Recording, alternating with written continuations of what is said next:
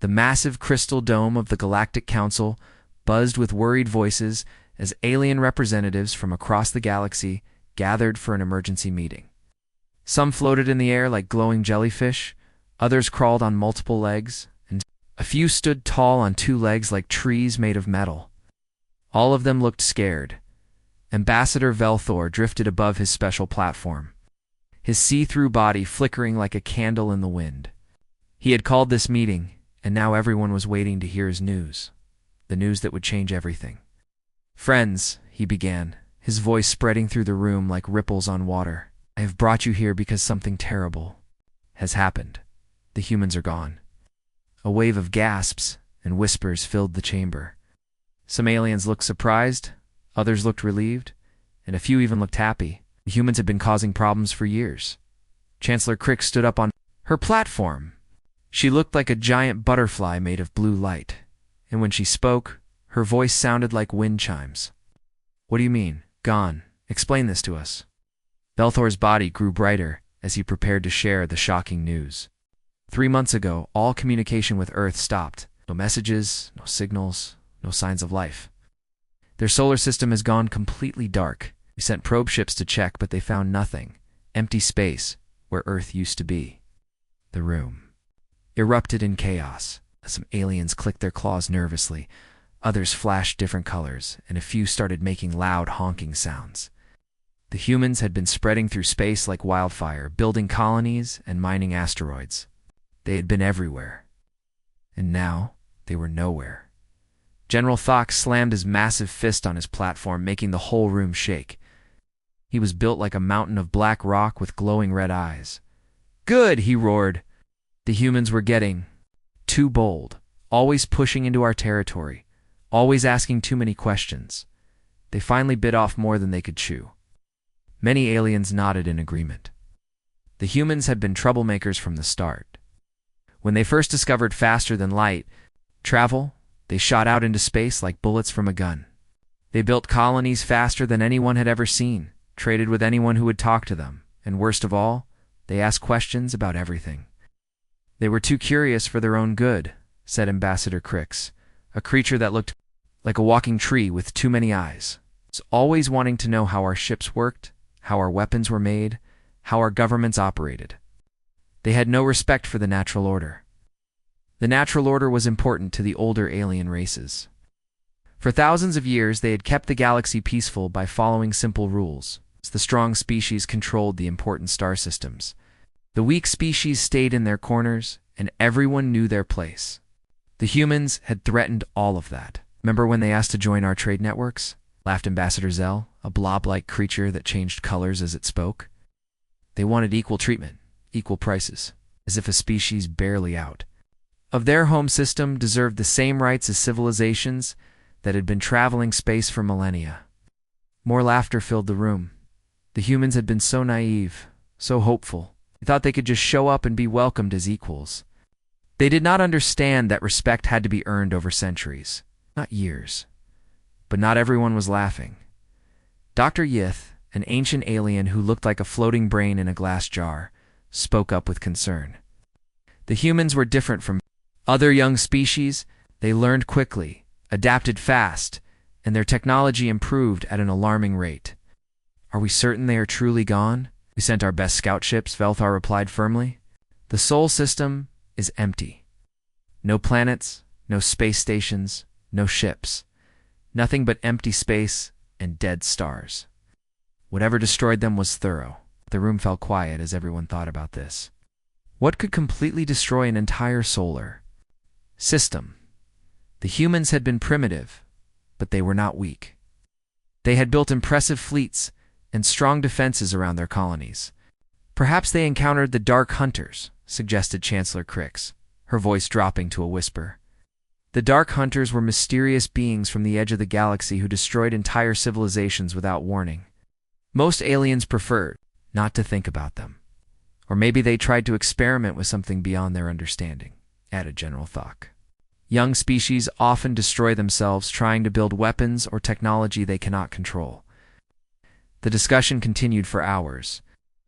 Some aliens suggested that the humans had been wiped out by a plague. Others thought they might have been destroyed by an ancient enemy. A few even wondered if the humans had somehow destroyed themselves in a massive war. But as the meeting went on, one thing became clear to everyone in the room. The humans were gone, and that was probably for the best. They'd been unpredictable, ambitious, and dangerous. Now the galaxy could return to its peaceful, orderly ways. We should divide up their former territories, suggested Ambassador Crix. Their colonies had valuable resources, and their trade routes were quite profitable. Nods of agreement rippled through the chamber. Within hours, the major powers had carved up human space like a pie, each taking the pieces they wanted most. As the meeting ended, none of the aliens noticed the small, dark object floating at the edge of their solar system. It looked like space debris, but it was actually watching them very carefully, recording everything they said and did. The humans were gone, but they had left eyes behind. Captain Doc rubbed his scaly hands together as his ship flew through the dark space toward the Sol system. His yellow eyes gleamed with excitement as he thought about all the valuable human technology waiting for him.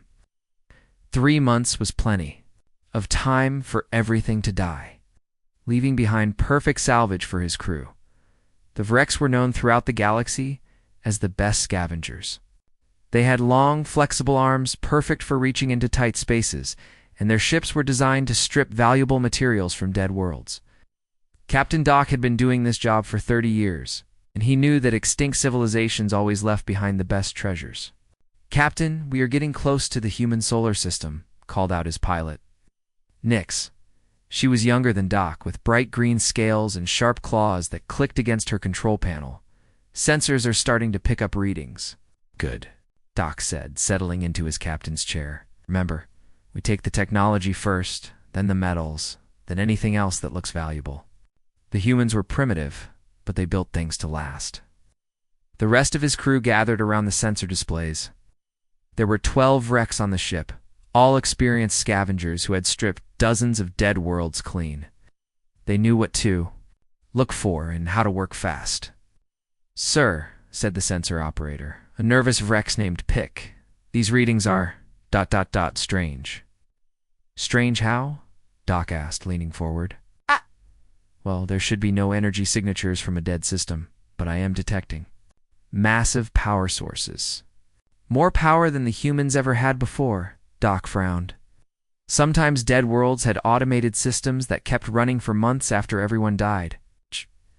Probably just some emergency systems still running. Nothing to worry about. But as they got closer to Earth, the readings became more and more confusing. The sensors showed not just 1 or 2 small power sources, but hundreds of massive ones. Energy levels that were far beyond anything in their databases. Captain Nyx's voice was shaking now. "You need to see this." The main screen activated, showing them Earth in full detail.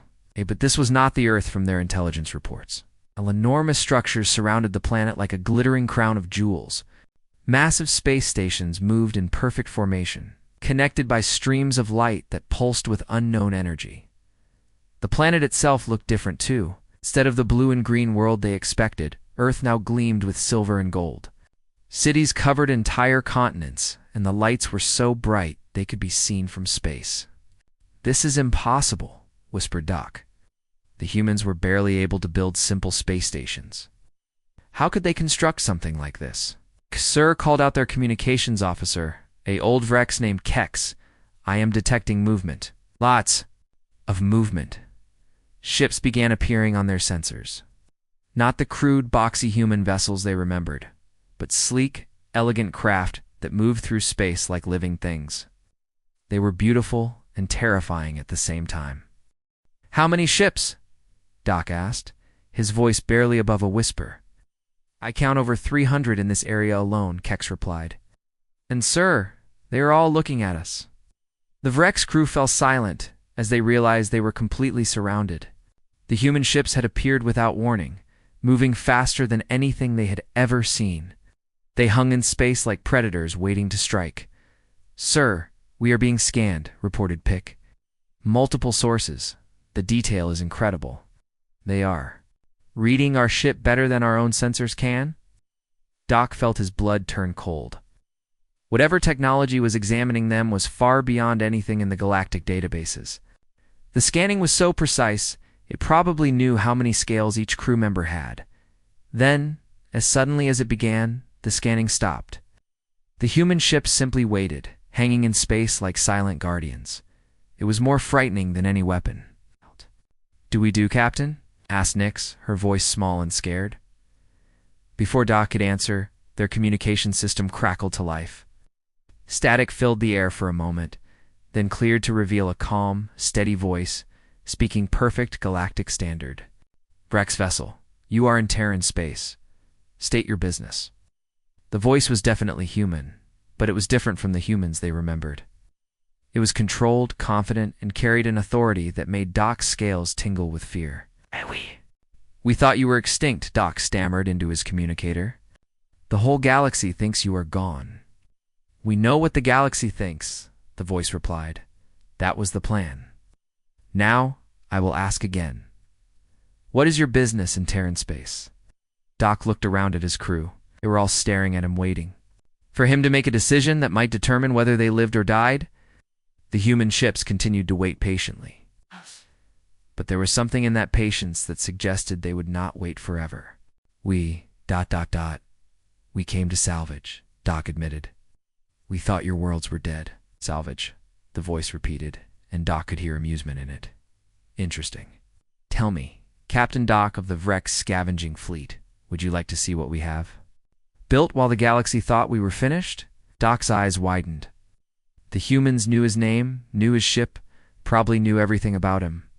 He realized with growing horror that they had been watching, waiting, and planning while everyone else thought they were dead.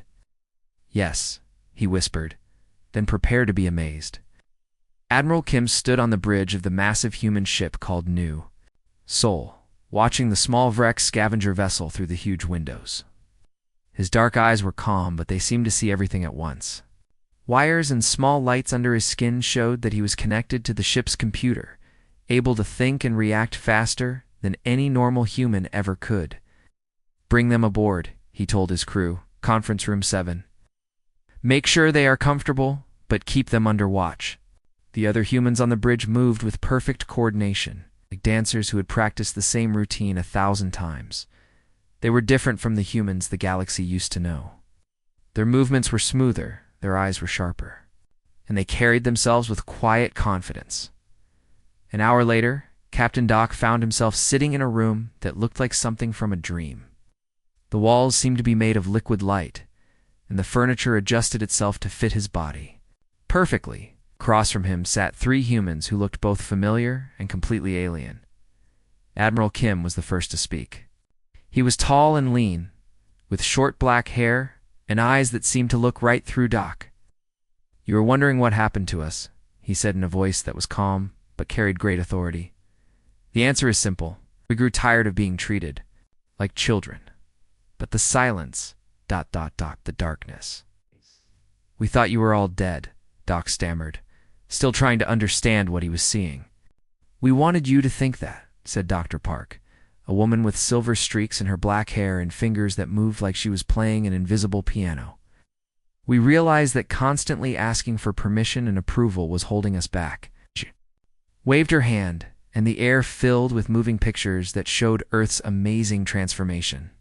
Doc saw cities that reached into the clouds, ships that moved like liquid metal, and technology that seemed to bend the laws of physics.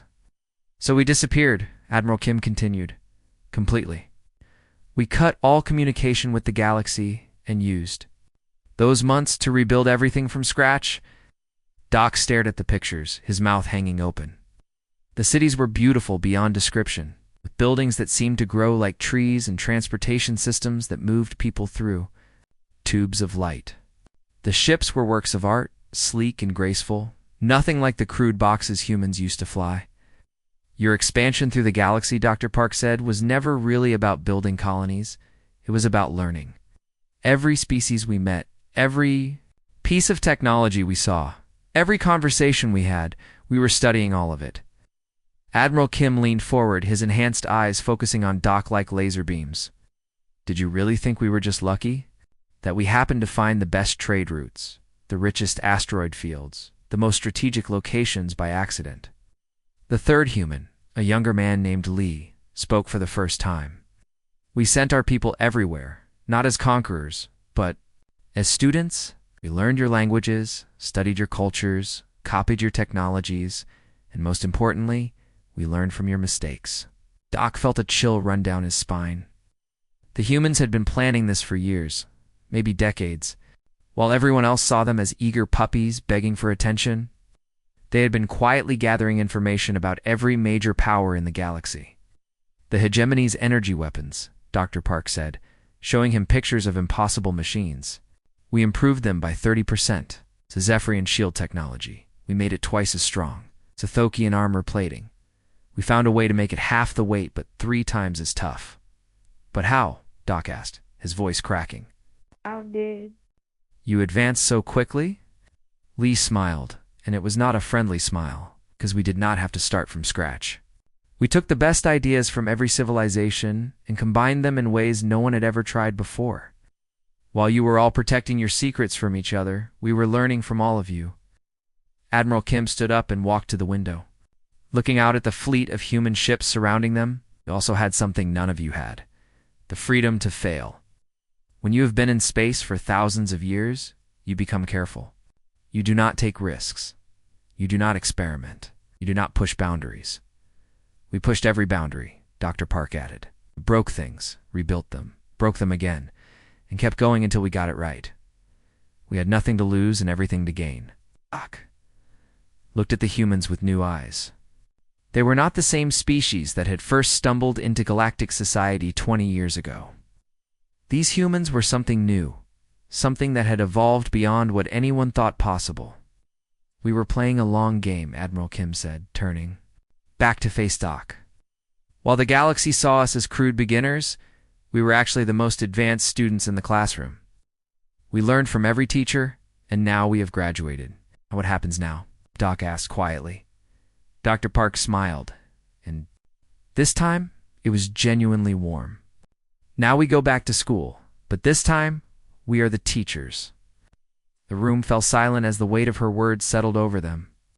The humans had not just survived their disappearance from galactic society, they had used it to transform themselves into something the galaxy had never seen before.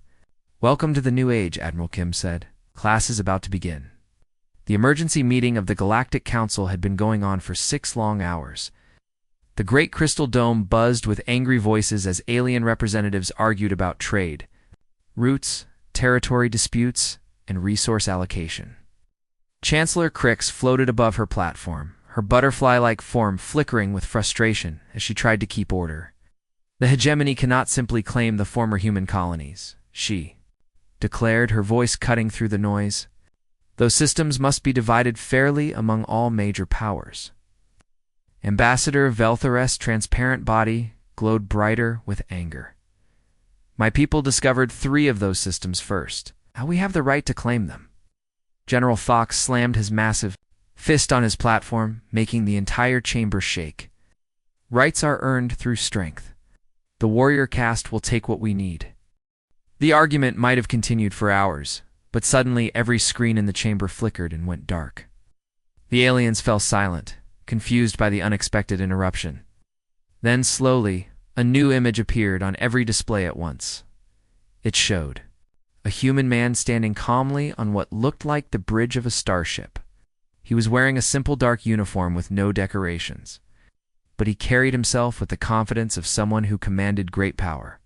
Behind him, through massive windows, they could see the edge of council space and something that made every alien in the chamber gasp. Ships. Hundreds of them, maybe thousands. They hung in space like a silent army, each one larger and more advanced than anything the council had ever seen. Honored representatives, the human said, his voice carrying clearly through the chamber's speakers. I am Admiral Kim of the Terran Federation. Formally request a new seat at the Galactic Council. We have much to discuss. The chamber erupted. In chaos, some aliens screamed, others flashed bright colors in panic, and a few simply fainted. Chancellor Crix's form flickered so rapidly it looked like she might disappear entirely. This is impossible, she cried. Our sensors show no ships in council space. Our defenses would have detected any approaching fleet. A new voice came from the screens, as another human stepped into view. This was a woman with silver-streaked hair and eyes that seemed to sparkle with hidden knowledge. Your sensors, Chancellor, are approximately 15 years behind our current technology. We have been observing this meeting since it began.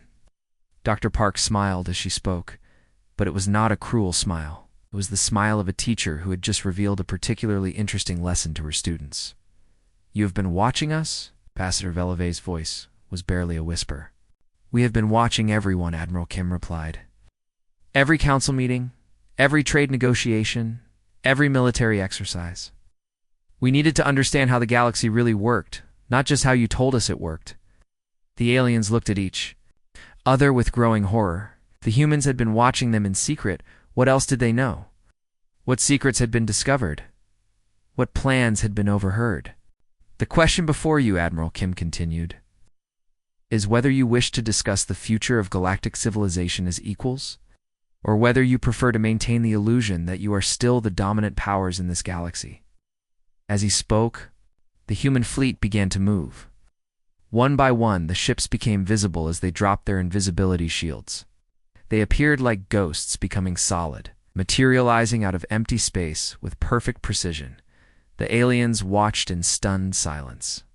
As the fleet arranged itself around the council station, they moved with coordination that was both beautiful and terrifying, like a dance performed by giants.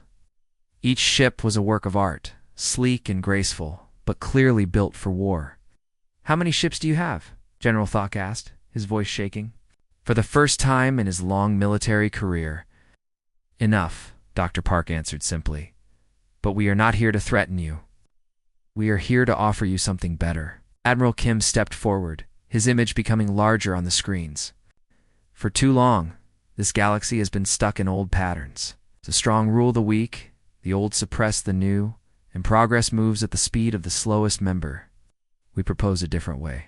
What do you want from us? Chancellor Crix asked, her voice barely above a whisper. Nothing, Admiral Kim said, and the word hung in the air like a challenge. We want to give you something instead. The chance to grow beyond what you have always been. The chance to become something more. Dr. Park activated a holographic display that filled the center of the chamber. It showed star maps with new trade routes, scientific discoveries that could benefit every species, and technologies that could solve problems the galaxy had struggled with for centuries. We spent our isolation well, she explained. We did not just advance our own civilization. We found solutions to challenges that affect all of us. Diseases that plague multiple species, energy shortages that limit expansion, communication barriers that prevent true cooperation. Why would you share this with us? Ambassador Velthar asked suspiciously. Admiral Kim's expression grew serious. Because a galaxy where only humans prosper is not a galaxy worth living in. We want partners, not subjects. We want to build something together that none of us could achieve alone. The transmission ended, leaving the council chamber in complete silence. Outside the windows, the human fleet waited patiently, not as conquerors, but as visitors who had brought gifts. The age of human dominance had not begun with conquest or threats. It had begun with an invitation to dream bigger than anyone had ever dared before.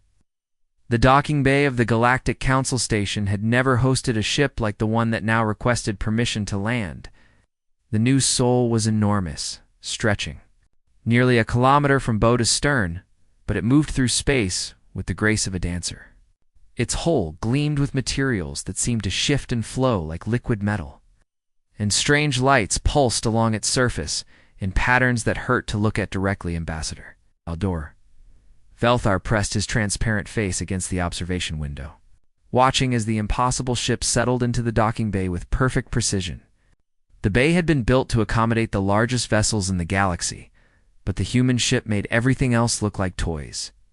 How is it even staying in one piece? Whispered Chancellor Crix, her butterfly form flickering with nervous energy. The structural stress alone should tear it apart. Their technology is beyond our understanding, replied Dr. Yith, the ancient floating brain whose species had been studying physics for 10,000 years. They have clearly discovered principles we have not even dreamed of. The docking process took only minutes, but it felt like hours to the watching aliens. Mechanical arms extended from the station to connect with the human ship, but instead of the usual harsh clanging of metal on metal, the connection was smooth and silent, as if the two vessels were greeting each other like old friends. Then the airlock opened, and the humans stepped out. The first thing that struck the watching aliens was how different they looked. These were not the eager, desperate humans who had once begged for acceptance at council meetings. These humans moved with quiet confidence, their heads held high, their eyes sharp and aware. They wore simple dark uniforms that seemed to absorb light, and their movements were coordinated in a way that suggested they were all connected to some invisible network. Admiral Kim led the group, his presence filling the corridor despite his average height. Behind him walked Dr. Park, her silver-streaked hair catching the light as she observed everything with scientific curiosity. The rest of the delegation followed in perfect formation, each human carrying themselves like they belonged exactly where they were. The aliens who had gathered to watch their arrival stepped back instinctively. These humans radiated a kind of power that had nothing to do with physical strength or weapons. It was the power of absolute confidence of knowing exactly who they were and what they were capable of. "They look so calm," observed General Thok, his massive, stone-like form trembling slightly. "When my warriors return from battle, they are excited, aggressive. These humans look like they have already won a war we did not even know was being fought." The human delegation moved through the station's corridors with purpose. Ignoring the stares and whispers of the alien dignitaries they passed, some aliens pressed themselves against the walls to get out of their way, while others simply stood and watched in stunned silence. Word of their arrival spread through the station faster than fire. Aliens who had been in their quarters rushed to the corridors to catch a glimpse of the species that had supposedly been extinct. Those who had been in meetings abandoned their negotiations to witness history in the making. When the humans reached the main council chamber, they paused at the entrance. The chamber was massive, designed to hold representatives from hundreds of species, but it suddenly felt small and cramped. The aliens inside fell silent as Admiral Kim stepped forward. Instead of moving to the supplicant circle where Earth's previous ambassadors had always stood, begging for scraps of recognition, Admiral Kim walked directly to the center of the chamber. This was the position reserved for the most powerful civilizations, the spot from which the galaxy's fate was decided.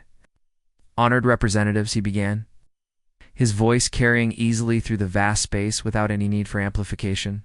"We return not as the species you once knew, but as the civilization we were always meant to become." The aliens stared at him in shock. His words were polite, but there was steel beneath the courtesy. He was not asking for permission to speak or begging for their attention. He was simply stating facts. Dr. Park moved to stand beside him, her hands dancing through the air as she activated holographic displays that filled the chamber with images of transformed human space. The aliens gasped as they saw cities that reached into the clouds, ships that moved like living things, and technologies that seemed to bend reality itself. "While you debated our fate," she said, her voice warm but firm, "we rebuilt our civilization from the ground up. We studied every species, every technology, every success and failure in galactic history. We learned from all of you. And now," Admiral Kim continued, "we offer to share what we have learned. Not as payment for acceptance, not as tribute to your authority, but as equals, working together toward a better future." The chamber remained silent for long moments. Finally, Chancellor Crix found her voice. "What do you want from us?"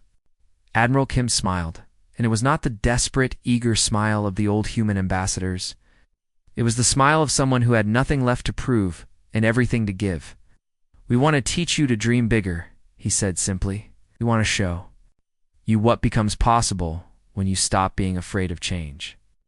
Through the chamber's massive windows, human fleet waited in perfect formation, not as conquerors, but as guardians of a new age.